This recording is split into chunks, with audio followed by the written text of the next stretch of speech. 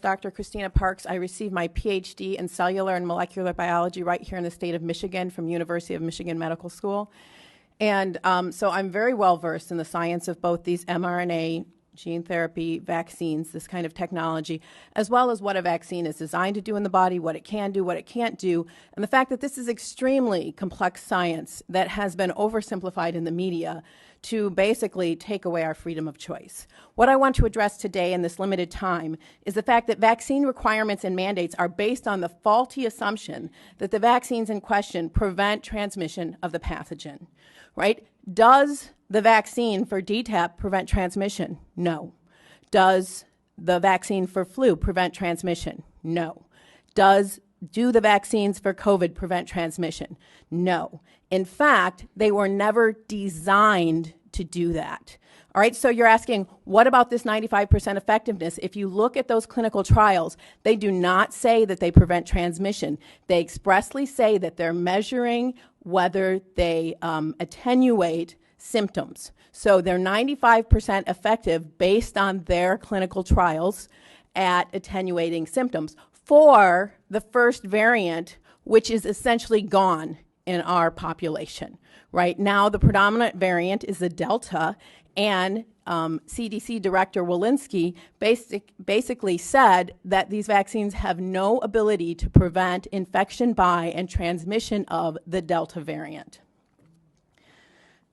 So our policy needs not to be built on the hope of what we think something we want it to do, but what the data actually tell us. So do these viruses do the vaccines prevent the virus from infecting and replicating in the nose and nasopharynx? No. They've only been shown to prevent that replication in the lungs. They're different. The mucosa is very different than the lungs. It's very different than the blood. You inject it to the blood, you make antibodies in your blood. The virus isn't infecting your blood. It's infecting your mucosa, and you don't produce any IgA to neutralize it. In fact, recent studies have shown that the vaccinated, especially with the Delta variant, and the unvaccinated have similar amounts of virus in their nose and throat. In Barnstable, Massachusetts, the CDC tracked an outbreak of 469 cases of COVID. 74% occurred in fully vaccinated, and 4 out of 5 of those hospitalized were vaccinated. All right, so maybe they are mandating this because they just didn't know with the COVID.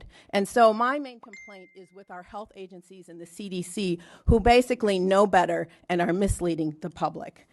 So let's look at DTaP, which the scientists and the CDC have known since 2014 that the acellular pertussis vaccine does not prevent people from getting infected with the pertussis bacteria and passing it to others. In fact, it was never designed to do that. The vaccine was designed to neutralize the pertussis toxin.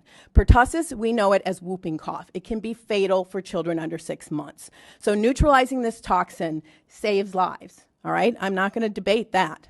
But what it doesn't do is neutralize the bacteria. So what happens is fully vaccinated children go to daycare, they pick up that bacteria, and they come home and they give it to their newborn brother or sister. They get deathly ill, and they go to the hospital. Hopefully, our medical professionals are able to save them. But who do they blame? Now the CDC is blaming anti-vaxxers for the limitations of this vaccine design.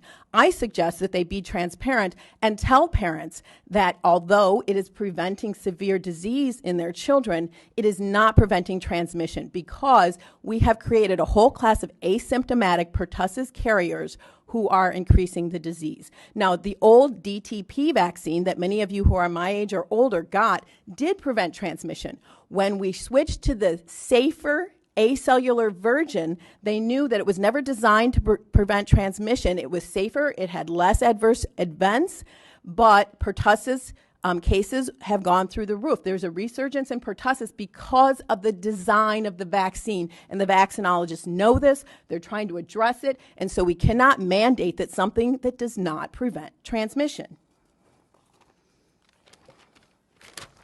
All right, what about the flu vaccine? Well, they have shown that basically there's no difference, there's no statistical difference if you're vaccinated or unvaccinated, whether you get the flu or not.